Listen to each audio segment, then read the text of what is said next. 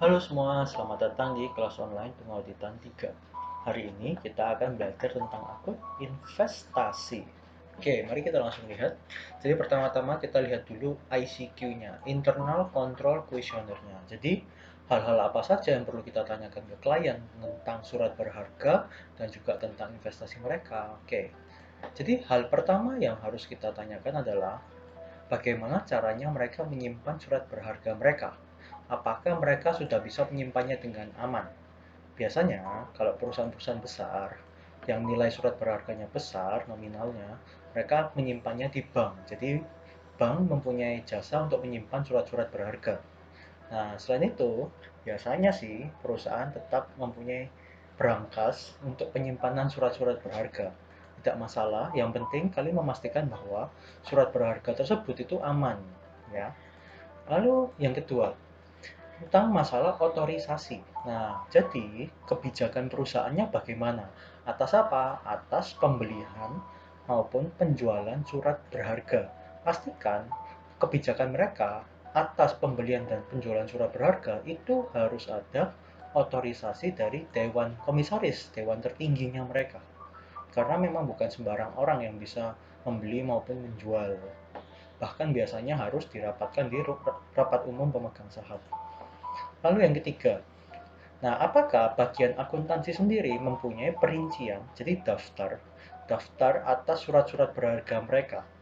Biasanya sih, biasanya mereka, perusahaan, jarang ada daftar surat-surat berharga. Kenapa? Karena mereka biasanya perusahaan untuk melakukan investasi surat berharga masih belum terlalu banyak. Jadi tidak perlu sampai dibuat daftar khusus. Hanya catatan mungkin untuk dari merekanya. Karena mereka hafal. Paling surat berharganya cuma beberapa aja. Nggak sampai lebih dari 10 biasanya. Lalu nih masalahnya. Berikutnya adalah investasinya apakah sudah dibedakan jangka pendek maupun jangka panjangnya. Kenapa? Karena masing-masingnya mempunyai metode yang berbeda. Ya, ini salah satunya. Jadi misalnya kalau jangka pendek, nah jangan lupa ini kalau tidak salah ada di AKM 3 bagaimana cara menilai nilai dari surat berharga tersebut apakah berdasarkan harga perolehan maupun low cost of market or market ya. Jadi lebih rendah mana harga perolehan atau marketnya, pasarnya.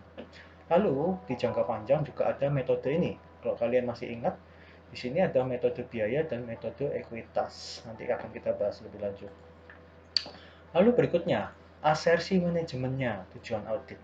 Jadi asersi yang paling pertama itu surat berharga itu harus benar-benar ada, existence, keberadaan. Dan surat berharga itu memang benar-benar dimiliki oleh perusahaan. Jadi bukan atas nama pemilik, tapi atas nama perusahaan, berbeda ya, karena kita di sini mengaudit perusahaan. Ya, jadi pastikan lagi keberadaan dan kepemilikannya itu sah ya, seperti itu.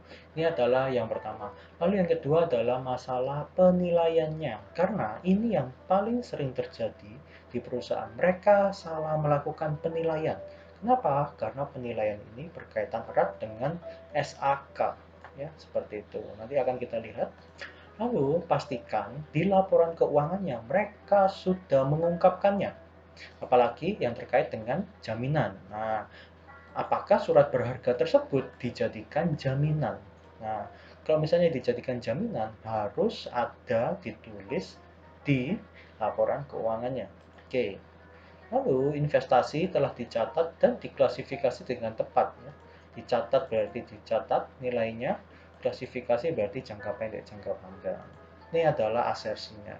Yang paling utama adalah ini, keberadaan dan kepemilikan. Oke, lanjut prosedurnya. Oke, ini adalah prosedurnya. Untuk akun investasi tidak sulit, sangat mudah. Jangka waktu pengerjaannya juga sangat singkat. Ya, selama kalian sudah bisa mendapatkan ya kopi daripada surat berharga itu sudah selesai seharusnya. Tinggal nanti menghitung dan menyesuaikan dengan SAK saja. Oke, pertama, nih prosedur auditnya adalah melakukan konfirmasi ya. Jadi surat berharga itu tidak begitu banyak, jadi untuk konfirmasi juga biasanya mudah dan biasanya pasti dibalas atas investasi yang dipegang oleh pihak lain ya. seperti itu. Jadi melakukan konfirmasi, menanyakan apakah benar ada kepemilikan sebesar sekian, seperti itu.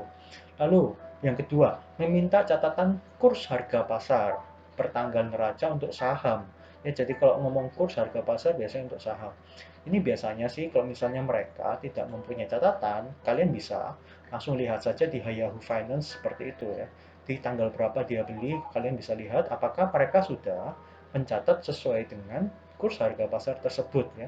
Kalau misalnya saham ya bisa dilihat, kalau misalnya falas juga bisa dilihat. Nah, pastikan mereka mencatat per tanggal tersebut sudah tepat.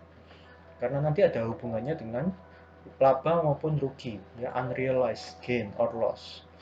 Lalu berikutnya ini yang selalu kita lakukan setiap audit adalah kita melihat mutasi ya. Jadi debit kredit daripada akun investasi tersebut. Kalau misalnya ya penambahan debit berarti biasanya ada investasi baru atau investasinya nominalnya ditambah ya, macam itu.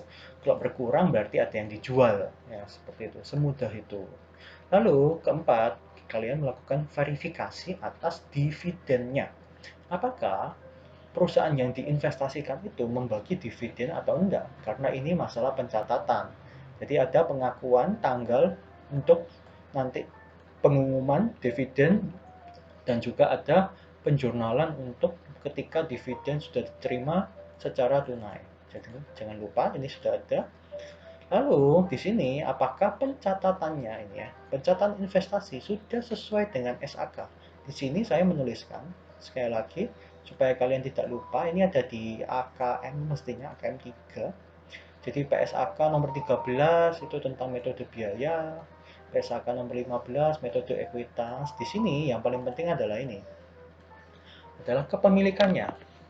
Apakah perusahaan kalau kepemilikannya misalnya kurang dari 20%, apakah mereka sudah menerapkan penilaian investasi secara metode biaya? Ya, pastikan kalian bisa cari tahu bagaimana perlakuan laba ya maupun dividen daripada perusahaan investasi tersebut. Nah, lalu misalnya kepemilikan 20% sampai 50%, apakah mereka sudah menerapkan metode ekuitas ya? Jadi sekali lagi kalian bisa cari tahu atau lihat catatan kalian yang sebelumnya ya di AKM itu apakah mereka sudah menerapkan metode ekuitas. Kalian bisa lihat bagaimana perlakuannya khususnya atas laba ya. Jadi kita berinvestasi pada PT Z misalnya. Apakah mereka sudah mengakui laba dari PT Z sesuai dengan porsi kepemilikannya? Itu contohnya.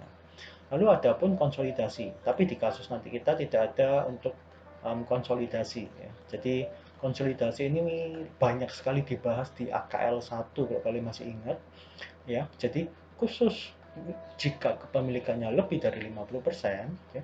Jadi 50,01% saja itu sudah termasuk harus konsolidasi ya. Seperti itu. Sekian penjelasan daripada akun investasi. Semoga kalian nanti bisa mengerjakan kasusnya. Terima kasih.